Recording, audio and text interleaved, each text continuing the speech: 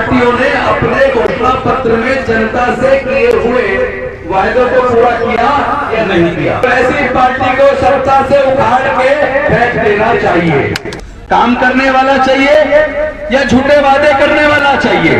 क्या मोदी जी ने अपना एक भी वादा पूरा किया? उत्तर प्रदेश के सरकारी स्कूलों की हालत ऐसी है, यहाँ से बच्चे पढ़ के कामयाब नहीं हो सकते। करो, आपने देश को बर्बाद कर दिया है, देश के संसाधनों को बेच रहे हो। की मोहब्बत अपने दोस्त अडानी अंबानी बड़े बड़े पूंजीपतियों से है। अगर ईमानदारी से इस बात पे चर्चा की जाए तो इसके लिए मैं आप सबसे निवेदन करना चाहता हूं, एक तो इस बीच में आपस में बात ना करें। घड़ी में देख लें, 15 मिनट से ज्यादा टाइम नहीं लूंगा, लेकिन 15 मिनट आप और हम बात आपस में करेंगे।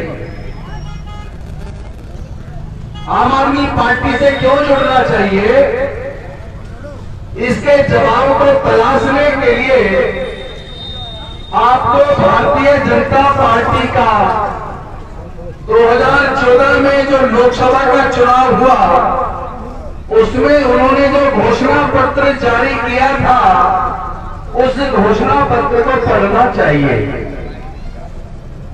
और उस समय भारतीय जनता पार्टी के बड़े बड़े नेताओं ने देश के साथ जो वायदे किए थे, यूट्यूब से उनके भाषण निकालकर उनके भाषणों को आपको सुनना चाहिए। और साथ ही साथ मध्य प्रदेश, महाराष्ट्र, बिहार, गुजरात, राजस्थान, छत्तीसगढ़, इन सारे प्रदेशों में जितनी भी पार्टियां सत्ता में हैं, आपको उन सारी पार्टियों के, उत्तर प्रदेश सहित जो पार्टी सत्ता में है, आपको उनके चुनावी घोषणा पत्र को निकाल के पढ़ना चाहिए। और चुनाव से पहले उनके बड़े बड़े नेताओं के चुनावी सभा में जो जनता के साथ वायदे किए गए थे, उनके उन भाषणों को सुनना चाहिए। और फिर आपको ये देखना चाहिए उन पार्टियों में से कौन सी ऐसी पार्टी है जिसने जनता के साथ चुनाव से पहले जितने भी वायदे किए थे, उन्होंने अपने कितने वायदे पूरे किए।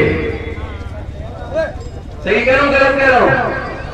भाई, उन्होंने आपके साथ वायदे किए थे, अपने घोषणा पत्र के माध्यम से आपके वोट को मांगा था। आप लोगों ने उनकी बात पे भरोसा करके उनको जिता दिया, और जिताने के बाद उनको सत्ता में आए हुए सालों बीत गए। क्या उन पार्टियों ने अपने घोषणा पत्र में जनता से किए हुए वायदों को पूरा किया या नहीं किया? अगर उन पॉलिटिकल पार्टियों ने जनता के साथ जो अपने घोषणा पत्र में वायदे किए थे, अगर उन्होंने वो वायदे पूरे किए हैं, तो आप लोगों को उन पार्टियों के साथ जुड़ना चाहिए, उनको ताकत देनी चाहिए। लेकिन अगर उन्होंने अपने घोषणा पत्र में जो वायदे किए थे और उन्होंने वो वायदे पूरे नहीं किए हैं, तो ऐसी पार्टी को सत्ता से उखाड़ के फेंक देना चाहिए। उसके साथ साथ 2015 के अंदर दिल्ली के अंदर आम आदमी पार्टी चुनाव लड़ी। आम आदमी पार्टी ने भी अपना घोषणा पत्र जारी किया था। हमारे नेताओं ने भी चुनाव से पहले अपने भाषण में दिल्ली की जनता से वायदे किए थे। आप हमारे आम आदमी पार्टी के घोषणा पत्र को पढ़ लो, और जो वायदे हमने दिल्ली की जनता के साथ हमारे नेताओं ने अपने भाषण में किए थे, उनके भाषणों को YouTube से निकाल के सुन लो, और उसके बाद तुलना करके देखो कि देश की कौन सी ऐसी पार्टी है जिसने लोगों के साथ किए हुए अपने वायदों को ईमानदारी से पूरा करने का काम किया है। आपको देश के अंदर केवल एक आम आदमी पार्टी ही ऐसी पार्टी मिलेगी जिसने जितने वायदे घोषणा पत्र के अंदर किए थे, जिनके नेताओं ने अपने भाषण में जितने वायदे दिल्ली की जनता के साथ किए थे, केवल आम आदमी पार्टी ऐसी मिलेगी जिसने अपने वायदों को पूरा करके दिखाया है। हमने कहा था चुनाव से पहले हम बिजली के दाम आधे कर देंगे और 20,000 लीटर पानी हर परिवार को मुफ्त में देंगे। आम आदमी पार्टी देश की नहीं दुनिया की पहली पार्टी है जिसने चुनाव जीतने के एक सप्ताह के अंदर बिजली के दाम आधे कर दिए और पानी 20,000 लीटर मुफ्त कर दिया। हम लोग जो कहते हैं हम वो करते हैं। अरविंद केजरीवाल एक ऐसे नेता है जो आंख में आंख मिला के बात करते हैं और जो वायदे करते हैं उस वायदे पर खरे उतरते हैं। एक और खूबसूरती है उनके अंदर, अरविंद जी जो वायदा करते हैं वो तो निभाते ही हैं और जो वायदा वो नहीं करते उसको भी निभाते हैं। उन्होंने कहा था हम बिजली के दाम आधे करेंगे, पानी मुफ्त करेंगे, हमने कर दिया, लेकिन हमने ये नहीं कहा था कि हम 200 यूनिट बिजली फ्री करेंगे, लेकिन हमने 200 यूनिट बिजली भी फ्री कर दी। आज मेरठ की रैली के अंदर माननीय अरविंद केजरीवाल जी ने पूरे उत्तर प्रदेश के लोगों के साथ एडवांस में एक वायदा कर दिया है कि अगर आम आदमी पार्टी की सरकार 2022 में उत्तर प्रदेश में बनेगी तो आपके जिस तरह दिल्ली के लोगों के लिए बिजली की एक सीमा तक फ्री में मिलती है, उत्तर प्रदेश के लोगों को भी बिजली एक सीमा तक फ्री में मिलेगी। तो आपको कैसा नेता चाहिए? काम करने वाला चाहिए या झूठे वादे करने वाला चाहिए? काम वाला चाहिए ना।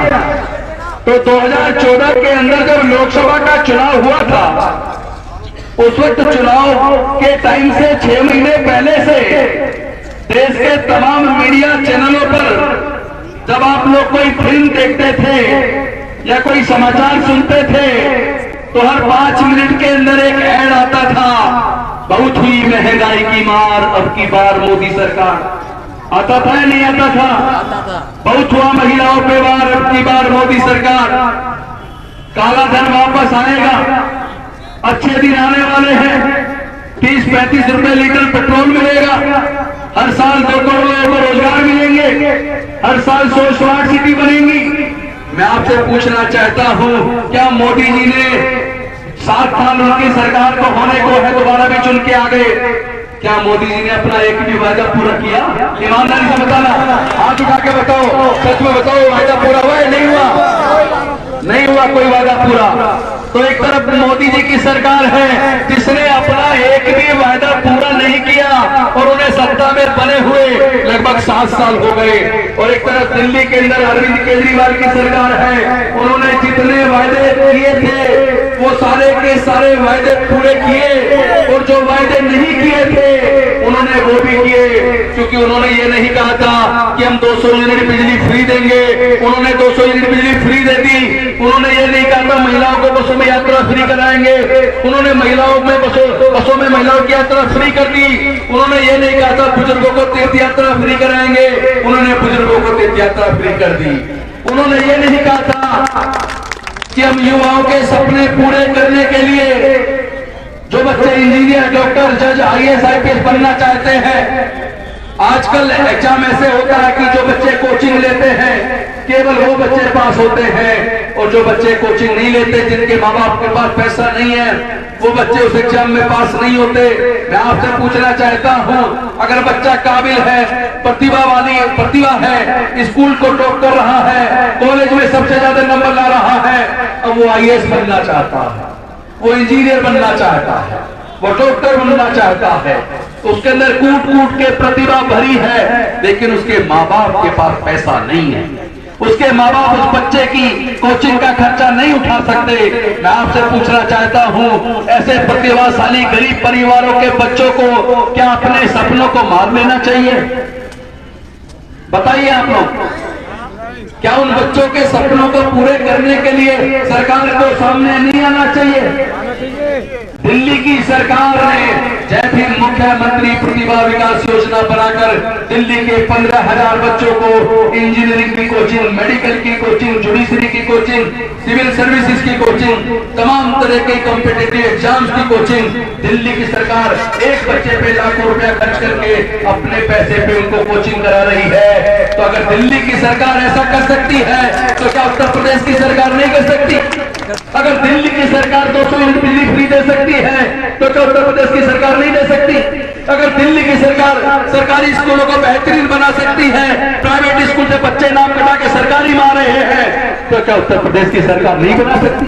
अगर दिल्ली के अंदर स्वास्थ्य सेवाएं अच्छी हो सकती हैं, तमाम इलाज फ्री हो सकता है, सारे टेस्ट फ्री हो सकते हैं, सारी दवाई फ्री हो सकती है, तो क्या उत्तर प्रदेश की नहीं हो सकती?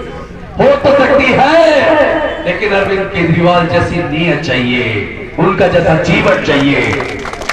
हो तो सकता है, लेकिन करने की नीयत चाहिए, पैसे की कमी नहीं है। उत्तर प्रदेश की जनसंख्या 24 करोड़ है और दिल्ली की जनसंख्या उसका 10%, 2 करोड़ 40 लाख है। उत्तर प्रदेश की जनता 24 करोड़, दिल्ली की जनता 2 करोड़ 40 लाख। उत्तर प्रदेश का बजट 5.5 लाख करोड़, दिल्ली का बजट 66,000 करोड़। उत्तर प्रदेश का शिक्षा का बजट 17,000 करोड़ और दिल्ली का भी शिक्षा का बजट लगभग 17,000 करोड़। तो बताइए भाई, दिल्ली में तरक्की होगी या यूपी में होगी? यूपी में होगी या दिल्ली में होगी? बताइए। 17,000 करोड़ दिल्ली खर्च रहा है और 17,000 करोड़ यूपी खर्च रहा है। इससे नीयत का पता चलता है। अरविंद केजरीवाल इस बात को जानते हैं, हम लोग बचपन से सुनते आए हैं, बच्चे देश का भविष्य होते हैं, जैसा भविष्य बच्चों का बनेगा वैसा ही भविष्य देश का बनेगा। उत्तर प्रदेश के सरकारी स्कूलों की हालत ऐसी है, यहाँ से बच्चे पढ़ के कामयाब नहीं हो सकते, यहाँ पढ़ाई का वातावरण नहीं है, पर्याप्त मात्रा में टीचर नहीं है, तो यहाँ के बच्चों का भविष्य कैसा होगा? यहाँ के बच्चों का भविष्य अंधकार में होगा और इसकी जिम्मेदार योगी जी की सरकार है, भारतीय जनता पार्टी की सरकार है। तो जो सरकार अपने युवाओं के भविष्य को अंधकार में डाल दे, वो पूरे उत्तर प्रदेश और पूरे देश के भविष्य को अंधकार में डाल देगी। क्योंकि जैसे बच्चों का भविष्य होता है वैसे देश का भविष्य होता है।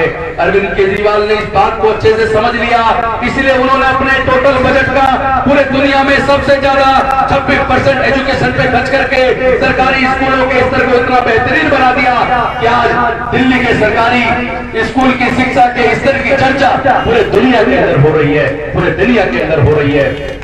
दिल्ली देश का पहला राज्य है जो अपने टोटल बजट का 13% हेल्थ के ऊपर खर्च करता है। तो अगर दिल्ली करती है इसका मतलब हो तो सकता है, नीयत चाहिए। जो लोग कहते थे काला धन वापस आएगा, अच्छे दिन आने वाले हैं, हर साल 2 करोड़ लोगों को रोजगार मिलेंगे, हर साल 100 स्मार्ट सिटी बनेंगी, 7 साल होने के बाद भी वो मोदी जी कहाँ है?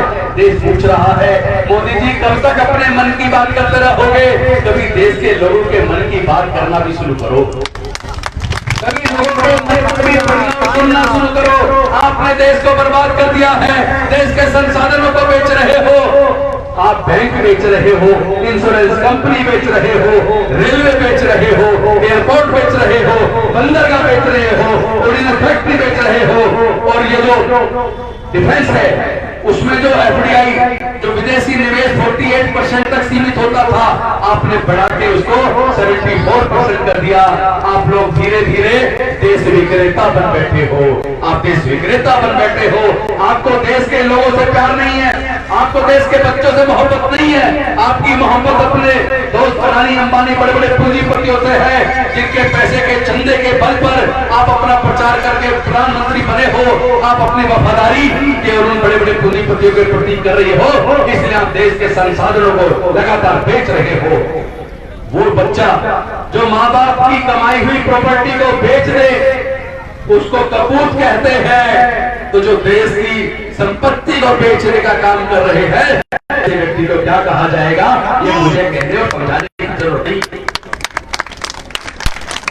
ये जो किसी से संबंधित 3 काले कानून आए, बहुत से लोग कह रहे किसानों का मसला है, बीजेपी कह रही है किसानों के लिए बनाया है।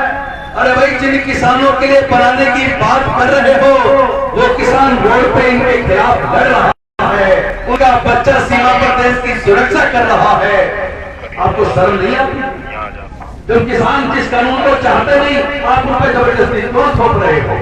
दूसरी बात, जब तक ये काले कानून का कच्चा मसौदा भी नहीं बना था, तब तक आपके मित्रों ने बड़े बड़े भंडारण केंद्र बना लिए थे। पहले आपने फिल्में देखी होंगी, पुरानी फिल्में, उनमें बड़े बड़े सेठ पूरे देश का गेहूं चावल वगैरह अपने गोडाउन में बंद कर लिया करते थे, काला बाजारी करते थे, उसके बाद ज्यादा दाम पे बेचा करते थे। लेकिन सरकारों ने उस वक्त काला नेशनल दस्तक की आपसे गुजारिश है कि अगर इसको बचाना चाहते हैं तो नेशनल दस्तक को सब्सक्राइब करने के लिए रेड कलर के सब्सक्राइब बटन को दबाएं, फिर बेल आइकन की घंटी दबाएं। नेशनल दस्तक को बचाने के लिए बहुत जरूरी है कि हर खबर को शेयर करें, लाइक करें, कमेंट जरूर करें।